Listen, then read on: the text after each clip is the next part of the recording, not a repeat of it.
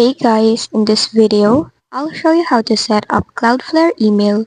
First, log into your Cloudflare account. Once inside, select on the domain that you want to work with.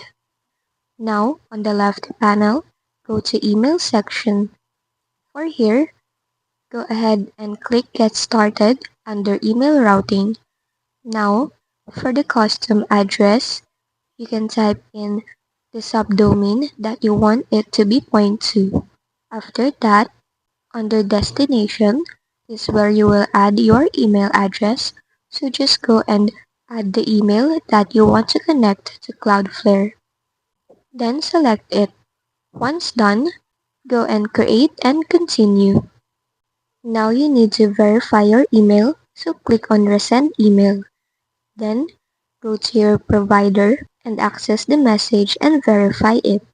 Now that it has been verified, go back to Cloudflare and it's time to add records and enable it. And that's just basically it. Now your email is connected or set up in your Cloudflare. The main purpose of Cloudflare email routing is to let you use a professional email address with your own domain without paying for full email hosting.